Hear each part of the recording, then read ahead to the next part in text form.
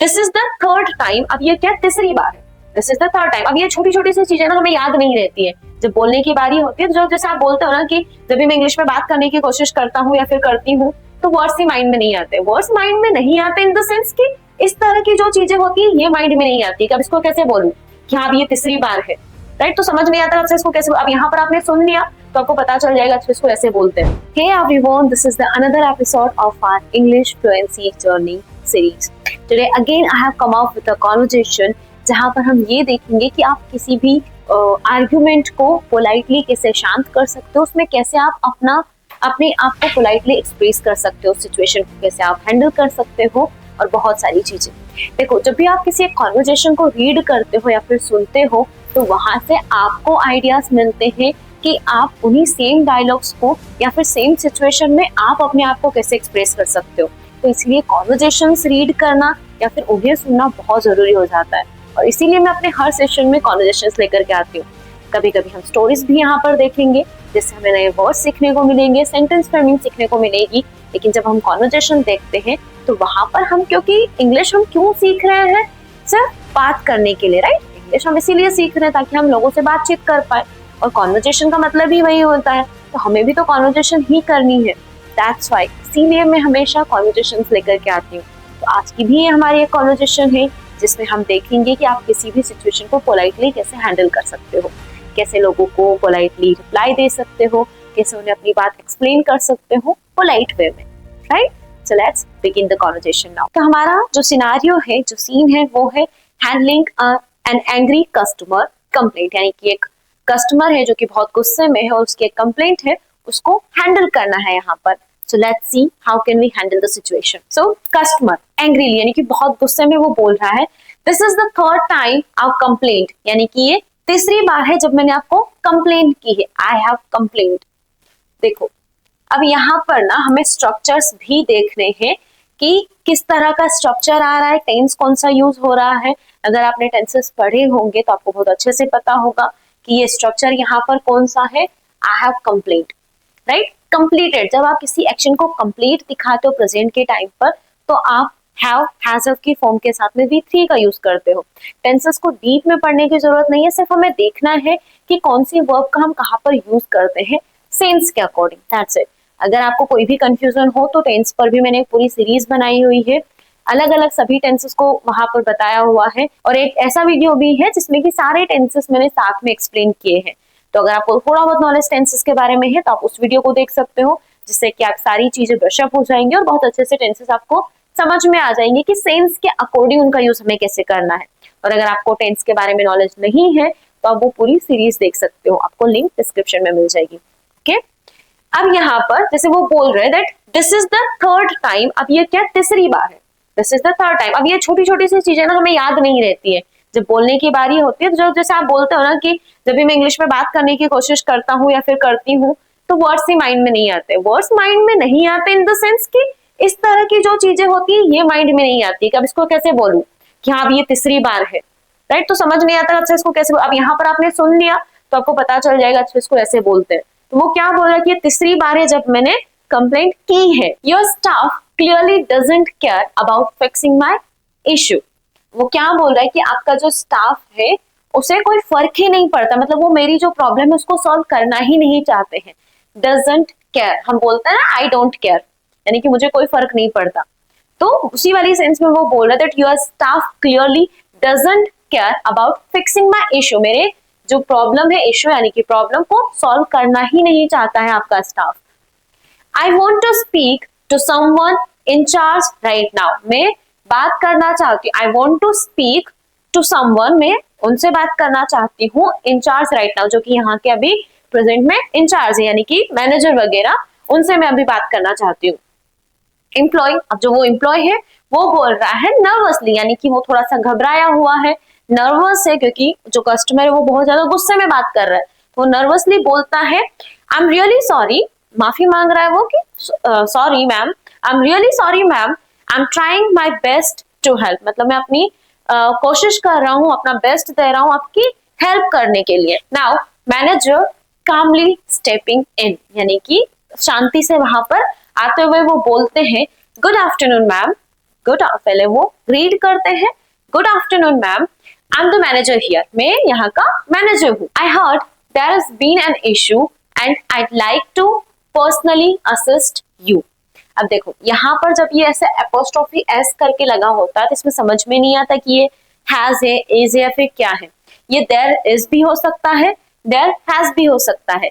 तो कैसे पता चलेगा? जब उसके बाद वाली जो वर्ब होगी, अगर यहाँ पर वर्ब की थर्ड फॉर्म है तो ये बीन है, और अगर वर्ब की आईएनजी फॉर्म है या फिर कोई स्टेट कोई भी एडजेक्टिव वगैरह है तो वहां पर फिर वो इज होता है, क्योंकि वो स्टेट बताने के लिए होता है। तो ये क्या है? There has been, there has been यानी कि बहुत देर से, उस वाली सेंस में। I heard there has been an issue यानी कि कोई प्रॉब्लम है यहाँ पर, काफी टाइम से है, इसीलिए there has been an issue and I would like. अब यहाँ पर भी ये हैड भी होता है और वुड भी होता है, आई हैड और आई वुड दोनों ही। लेकिन कैसे पता चलेगा? इसके बाद वाली वर्ब से। अगर वर्ब की थर्ड फॉर्म होगी तो ये आई हैड होगा, और अगर वर्ब की फर्स्ट फॉर्म होगी तो फिर ये आई वुड होगा। वो बोल रहा है आइड। अब इसको तो आप डायरेक्टली पढ़ सकते हो आइड, लेकिन ये पता करने के लिए कि ये हैड है या फिर वुड है, इसके लिए वर्ब को चेक करना, राइट। फर्स्ट फॉर्म है तो वुड, अब यहाँ पर फर्स्ट फॉर्म है तो ये क्या है? वुड है, आई वुड। लेकिन हम पढ़ेंगे क्या इसको? आइड। I'd like to personally assist you। अब इसका मतलब क्या है कि मैं आपको पर्सनल यानी कि मैं खुद आपको असिस्ट करूंगा, आपकी हेल्प करूंगा, करना चाहूंगा मतलब, राइट। और हैड होता तो पास्ट की बात हो जाती, सेंस चेंज हो जाती है। Okay, could you please tell me what's happened so we can resolve this for you immediately। could का हम यूज करते हैं जब भी आप किसी से पोलाइटली रिक्वेस्ट करते हो, उस वाली सेंस में। तो वो क्या बोल रहा है? could you please tell me what's happened, क्या आप मुझे प्लीज बताओगे कि क्या हुआ है, क्या बात है।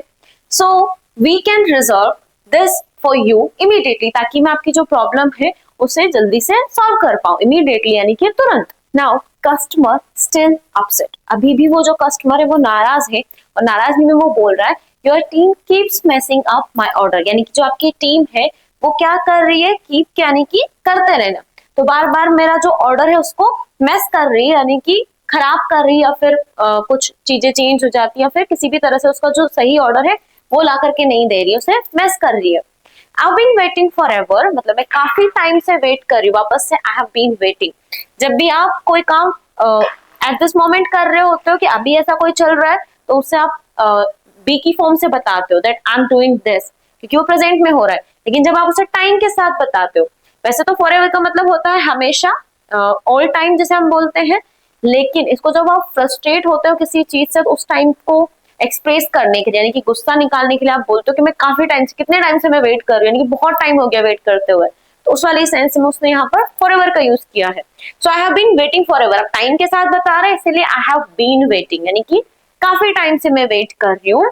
And no one seems to know what they are doing, लेकिन किसी को भी देखकर मतलब ऐसा लग ही नहीं रहा है कि कोई यहाँ पर पता भी है किसी को कि वो लोग क्या कर रहे हैं, यानी कि क्या काम उनको करना चाहिए और वो लोग क्या काम कर रहे हैं।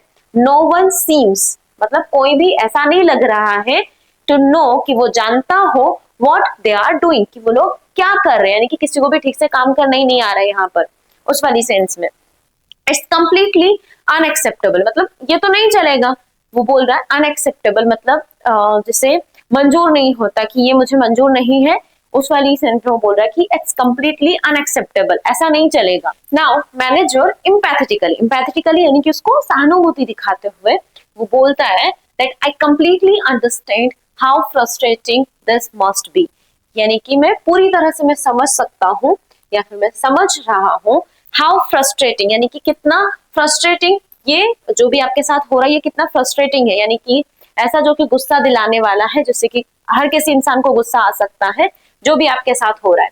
Ma'am and I sincerely apologise for the inconvenience, यानी कि जो इनकन्वीनियंस है यानी कि जो भी आपको हमारी वजह से जो तकलीफ हुई है इनकन्वीनियंस, उसके लिए मैं सिंसियरली यानी कि दिल से माफी चाहता हूँ। अपोलोजाइज यानी कि माफी मांगना किसी से। This isn't the level of service we strive to provide, यानी कि ये उस तरह की सर्विस नहीं है जो कि हम प्रोवाइड करने की कोशिश करते हैं।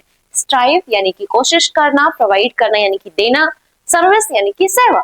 हम जिस तरह की सर्विस करते हैं या फिर करने की कोशिश करते हैं ये उस तरह की नहीं है, वो उसको शांति दिलवा रहा है, थोड़ा सा सेटिस्फेक्शन करवा रहा है कि ऐसा कुछ नहीं है। Please allow me to make this right for you, मुझे प्लीज सब कुछ ठीक करने दीजिए। What specific issues have you faced with your order, और मुझे बताइए कि आपके ऑर्डर के साथ में क्या स्पेसिफिक इश्यूज आए हैं या फिर क्या इश्यूज आपने फेस किए, क्या प्रॉब्लम आई है। नाउ कस्टमर वेंटिंग, वेंटिंग यानी कि अपना गुस्सा जाहिर करते हुए, अपनी नाराजगी जताते हुए बोलता है। वेंट का मतलब होता है कि अपना गुस्सा जताना या फिर दिखाना, यानी कि अगर आप किसी बात से नाराज हो तो सामने वाले को बता देना कि आप क्यों नाराज हो, वो रीजन बताना, उसके लिए आप यूज करते हो वेंट का, राइट। सो वेंटिंग यानी कि अपना गुस्सा बताते हुए, जाहिर करते हुए वो बोलता है I ordered a coffee without milk, यानी कि मैंने ऑट मिल्क के साथ में कॉफी ऑर्डर की थी, and they keep giving me regular milk, और ये मुझे बार बार रेगुलर मिल्क ला करके दे रहे। आई टोल्ड देम, मैंने इनको बोला था, I told them I am lactose intolerant. Lactose intolerant वो पर्सन होते हैं जो कि डेयरी प्रोडक्ट्स पचा नहीं पाते हैं। Do you even train your staff properly, क्या आप अपने स्टाफ को प्रॉपरली ट्रेन करते हो। वो गुस्से में बोलता है that do you even train your staff properly. Manager, you are absolutely right to feel upset, यानी कि आपकी जो नाराजगी है वो जायज है, आप बिल्कुल सही हो। And I deeply regret that this happened, और मुझे सच में खेद है या फिर दुख है उस बात का जो भी कुछ हुआ है।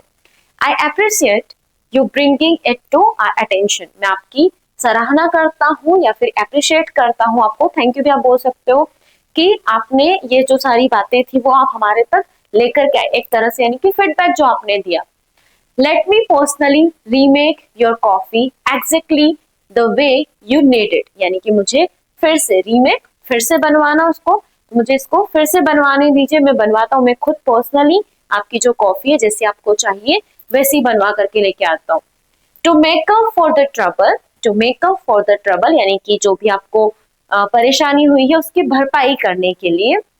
I'd also like to offer you a complimentary, complimentary यानी कि एक्स्ट्रा कुछ भी, complimentary item of your choice, मैं आपको एक कॉम्प्लीमेंट्री आइटम ऑफर करता हूँ आपकी चॉइस का, यानी कि जो भी परेशानी आपको हुई है उसकी भरपाई करने के लिए आप जो भी चाहते हो अपनी चॉइस का कुछ भी एक्स्ट्रा बोल सकते हो, वो मैं आपको ऑफर कर रहा हूँ। नाउ कस्टमर कामिंग स्लाइटली, यानी कि थोड़ा सा शांत होते हुए वो बोलता है well that would be nice, मतलब अच्छी बात है या फिर ये सही रहेगा, but this has been so frustrating, लेकिन जो भी कुछ ये हुआ है ये बहुत ही फ्रस्ट्रेटिंग था।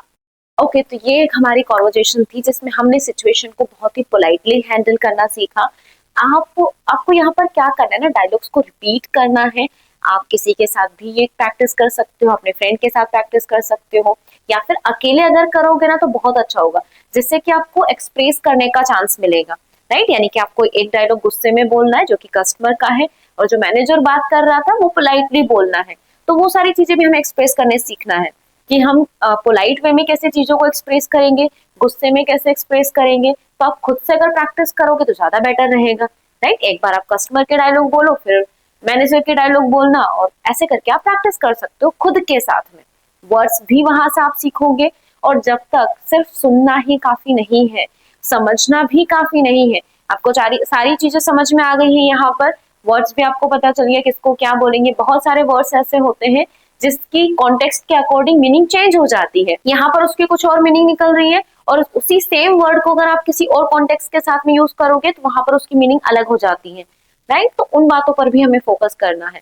और जब तक कि आप बोलोगे नहीं, प्रैक्टिस नहीं करोगे, बोल करके लाउडली नहीं बोलोगे, ये सारी चीजें आपकी टंग पर सेट नहीं होगी, माइंड में सेट हो जाएंगी। दैट्स नॉट इनफ, सिर्फ माइंड में सेट करना काफी नहीं है उनको, क्योंकि हमें बोलना है तो हमारी टंग पर सेट करना होगा।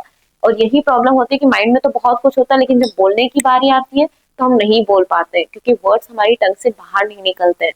तो इन चीजों को रीड करो, लाउडली उनको बोलने की कोशिश करो, और बार बार जब तक कि फ्लो में नहीं निकल जाता तब तक उन्हें बोलने की कोशिश करो, राइट। और इसी तरह से तो हमें प्रैक्टिस करनी है। Now if you love this video then please let me know in the comment box कि आपको किस तरह के वीडियोस चाहिए। ऐसी ही कॉन्वर्सेशन अगर आपको और चाहिए तो आप मुझे कमेंट बॉक्स में बता सकते हो, अपना फीडबैक दे सकते हो कि आपको ये वीडियो कैसा लगा, या फिर आप किस तरह की वीडियोस आप चाहते हो, जो भी आपकी प्रॉब्लम है वो आप मेरे साथ शेयर कर सकते हो, कुछ भी, बट आपको कमेंट करना है। ओके। और अगर आप इसके साथ शेयर करना चाहते हो तो आप इस वीडियो को शेयर कर सकते हो ताकि वो भी आपके साथ प्रैक्टिस कर सके। Okay, I meet you in the next video. Till then take care, bye bye, keep practising, keep learning.